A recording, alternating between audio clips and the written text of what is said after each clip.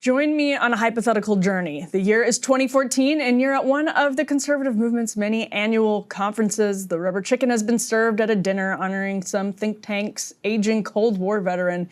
As coffee is poured, conversation at your table turns to maybe President Obama's latest dust-up with Benjamin Netanyahu. Everyone agrees Obama is undermining a key ally, but you, a mainstream Hannity-watching conservative, disagree. What has been happening to innocent people and children in Gaza is horrific, you contend. The United States should not be involved in fighting nuclear-armed Israel's war with Iran. So that would go over about as well as a call for 35% tariffs on Canada back in 2014.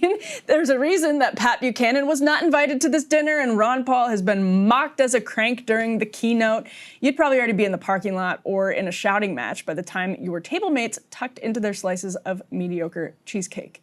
Both quotes, though, are sourced directly from Representative Marjorie Taylor Greene's X account this summer as the war in Gaza approaches its 2-year mark and, quote, food supplies in Gaza have dwindled, per a headline in the Wall Street Journal. Now, this is all part of what I wrote for Unheard this week, and I had some interesting response. The piece was headlined that Israel is losing U.S. support. Israel is losing the U.S. front is, I believe, what the specific headline was, but wanted to go through a little bit of it here because some of the numbers that we're getting from polling combined with new comments from Marjorie Taylor Greene, Steve Bannon, and others, I think really signal that we've reached a turning point on the right, and it might not show up in polling overall yet, and we're going to explain why, but it's coming for the Republican establishment. So Greene, who is one of Donald Trump's staunchest supporters in Congress, absolutely shattered another Republican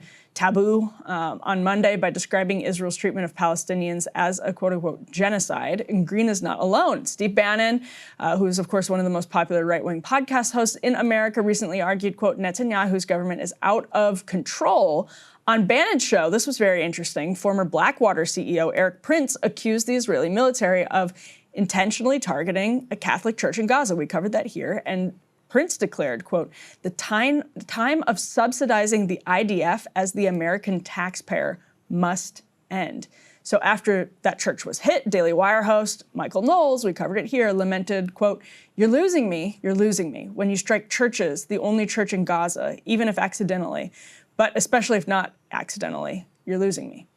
At Turning Point USA's summer student conference, the group hosted a debate on the subject between Dave Smith and Josh Hammer that exposed the conservative movement's new divide. This is new. Smith, who has called Ron Paul, for example, the greatest living American hero, was greeted with cheers from many attendees for criticisms of Israel that would have fallen on deaf ears, if not hostile ears, before the October 7th attacks. Randy Fine, perhaps Israel's most aggressive defender in the House of Representatives, to say the least, has a GOP primary challenger in Aaron Baker, who's on the show today, and who's been eagerly hammering Fine for his comments on Gazans and his backing from the American Israel Public Affairs Committee, AIPAC. Quote, I do not support starving children, Baker posted, adding, I do not support punishing citizens for having the worst government in existence.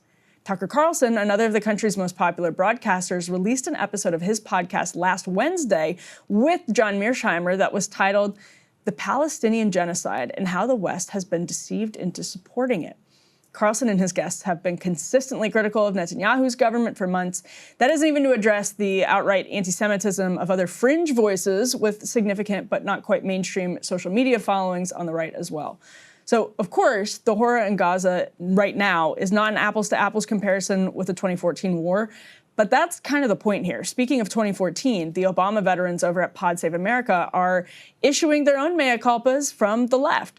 Barack Obama signed a 10-year memorandum of understanding for $3.3 billion a year, so we are part of the problem here. Let's correct it. That was Tommy Vietor talking last week on the show. He was under Obama as national security spokesman, and he went on to say, when the war ends, we're not going back to the pre-October 7th status quo.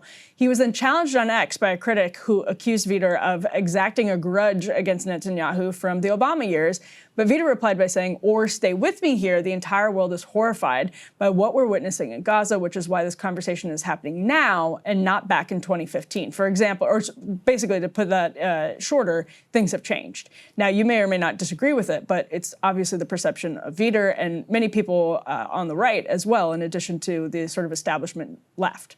There's little insight to be gleaned about the right itself from Pod Save America, but in this case, Vider is correct that revulsion at the humanitarian crisis in Gaza is just no longer limited to progressives. This movement is nationwide, and it's so sweeping that it's dragging people on the right away from Israel, even as conservatives triple down on the support for the war. The right's divide is sharpening, but what's eroded since October 7th is basically the stigma of criticizing Israel. Gallup has been tracking public opinion on the Gaza war since its earliest weeks. On Tuesday, the firm released stark new findings. Quote, this is last Tuesday, Americans' approval of Israel's military action in Gaza has fallen 10 percentage points since the prior measurement in September, and it is now at 32%, the lowest reading since Gallup first asked the question in November 2023. Disapproval of the military action has now reached 60%. That's from the report. Gallup's survey found a stunning gulf between Democrats and independents on one side and Republicans on the other. Get this, 71% of Republicans still approve of Israel's military action in Gaza. That number is only 25% among independents and 8% among Democrats. For what it's worth, the same poll found that Trump's approval rating has declined 17 points among independents since the start of his second term, and only 27% of his approve right now of his handling of the conflict. That number means less to Republicans in red states and primary elections. But in swing districts, battleground states, and nationwide races, it's hugely significant. Independents split evenly between Trump and Harris last November, and that itself was actually a gain for Trump because he erased Democrats' 9-point advantage with independents in the 2020 election. Back in 2022, before the war, independents fell at 71% when it came to favorability for Israel, squarely between Republicans at 81% and Democrats at 63%. It's true that even in 2024, Israel ranked low among voters' priorities when choosing between candidates. But it's also true that Republicans counted for years on the reflexive support for the Israeli government, or they counted on receiving a reflexive support for the Israeli government from moderates and from GOP faithfuls. Now the incentive structure has been transformed, and I think that's the most important point here. For the GOP, this fissure looks poised to get much worse. A Pew survey this spring found that Republicans under 50 are about as likely to have a negative view of Israel as a positive one. That is 50% to 48%. In 2022, though, they were much more likely, Pew says, to see Israel positively than negatively, 63 versus 35%. That is a shocking change, especially as younger generations begin to comprise more and more of the electorate. Bannon himself put it best when he told Politico last week, quote, it seems that for the under 30-year-old MAGA base, Israel has almost no support, he observed. Bannon further believes it's not just young MAGA, but that Netanyahu's attempt, quote, to save himself politically by dragging America in deeper to another Middle East war has turned off a large swath of older MAGA diehards. Ryan, there are a couple of reasons for this. I mean, there are obvious reasons for this, one of which is that the level, the scale of devastation and destruction in Gaza is different than what we saw in 2014, as horrible as it was before. This is a different scale. I think that's obviously the most important reason, but also the erosion of the power of gatekeepers. I was going through hypothetically yesterday, actually with Doug Henwood, thinking, in 2014, would Marjorie Taylor Greene say that this is a genocide when it would absolutely black out her media mentions everywhere? She would never get on Fox again. She would be treated as a pariah. Now she can go on War Room, she can go on Newsmax, she can go on social media and still get a huge response for saying that, even if people don't agree with it, whatever. That would have, in 2014, the incentive structure to come out and say that didn't exist. You would have been blacked out everywhere. So I think the erosion of the gatekeepers is a big one, and also Gen Z, younger millennials, not really remembering the time before 9/11 and just remembering the stalemates of the global war on terror after 9/11 coming up in that era. Those are the three big factors that I think right now go into it. And the politico-social gatekeepers still remain in effect, and I'm curious for the response that you've gotten to this piece since it was published in Unheard. I think it's a good piece, and it lays out the situation quite well.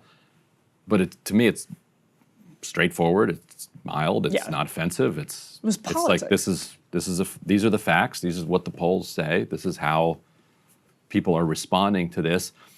And yet, it seems like you're still getting blowback for it. Yeah. Can Yeah. you talk a little bit about what the reaction's been like? Yeah, people probably saw this play out in X, but yeah, there's. But probably not, like, because we don't, like, if you're not in particular ecosystems on Twitter, like, you just don't even see what's going on. Yeah, I mean, if you follow me closely for whatever reason, first of all, that's your mistake. Second of all, yeah, there was a little bit. I had a little bit of back and forth with a fairly close former colleague. It sucks. I mean, you've gone through this on the left with some of your own people. It's never fun, but what's sad for me, and we've been really open about it here, and I feel like transparent. At least I've tried to be transparent as my own views on this have evolved.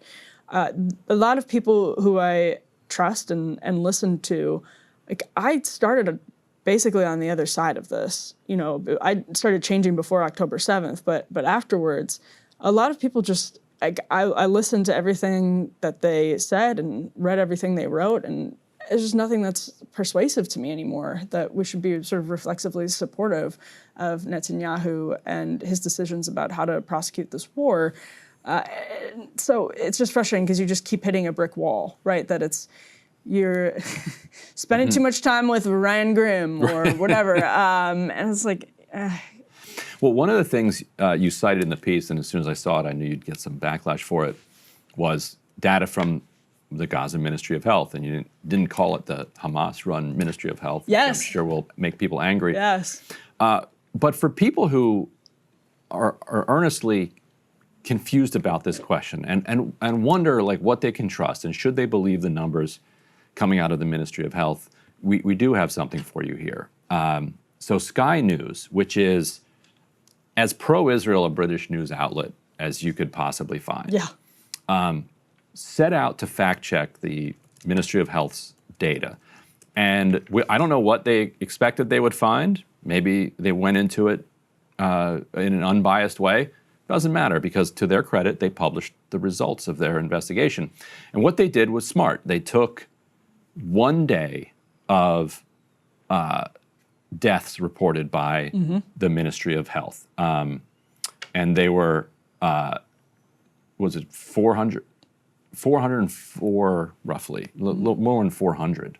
465 deaths reported for March 18th. Right. Brutal day. So they went and found that they found obituaries by friends or family for 404 of those, so 92%. They found one of those 465 people listed with an invalid ID, and they found 26 with the wrong date of death. So they were able to confirm that those people had in fact died, but they had died on a different day. Okay. And so Sky News then concludes, quote, "These numbers are real. Anyone still saying otherwise is not serious." And so you could do the same thing with any other day, and you would find the same thing. And it was a smart project by Sky News, because Or not, because your theory is that they probably set out to debunk.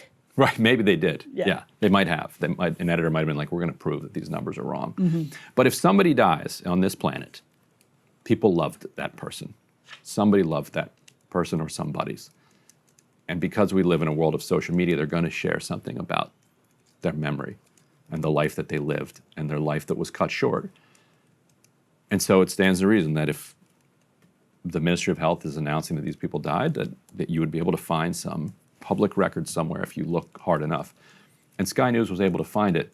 Back in, we can put up C5 as well, back in October 2023, at The Intercept, where I was at the time, we did a similar thing where I had been talking to a Palestinian who lives in Texas, and he had told me in the first couple weeks of the attack that he had lost dozens of family members. And he started giving me names of the people who in his family who had died. And then afterwards, the Ministry of Health published a list of 6,000 plus people who had been killed in the first several weeks. And so what we were able to do is take those names and those ages and compare them to the Ministry of Health. And we found almost all of them on the list. And so what we were able to conclude there is that if this was just a list of fabricated names, which is what the accusation from Joe Biden basically was at the time, that they're, okay, this is a PDF with names on it. That doesn't prove anything. Statistically, it's impossible that Hamas would have added names that this person in Texas had given me also, separately. Right. So from very early on, it was clear that, and also the U.S. State Department and others and the UN have been relying on this Ministry of Health, which is jointly run, by the way, by Hamas and the Palestinian Authority. It's the only ministry in Gaza that is jointly run by the PA. Nobody ever, New York Times never says, or BBC never says the PA-run health ministry, which would be just as accurate. Right.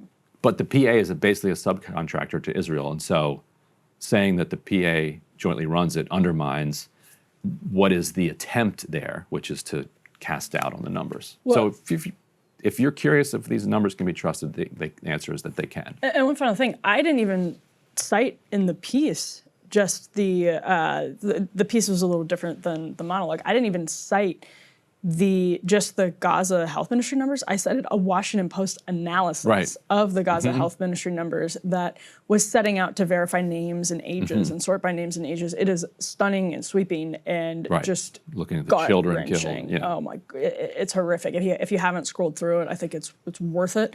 But that's actually what I cited. So I cited American media analyzing the Gaza Health Ministry numbers, not even just the numbers themselves. And so the last thing I just want to say on this is it's one of those issues where I think because of tribalism and partisanship, polarization, whatever you want to call it, we end up reflexively saying, oh, okay, so Hamas is the government in Gaza.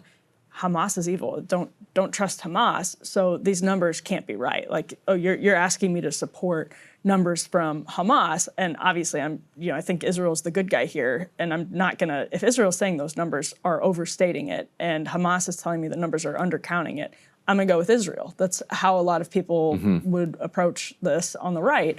And then when you start peeling at the layers and you start poking them and looking more deeply, you realize actually there are ways to test the accuracy of the numbers. And when you do it, it doesn't look good for people who claim that the Gaza Health Ministry is making it all up. In fact, there have been academic studies that show it may be an undercount. Well, so no doubt it is. You're right, because these are people that have shown up in medical stations, like hospitals or clinics or otherwise. The number of people under rubble, et cetera, is countless at this point, literally. Yeah.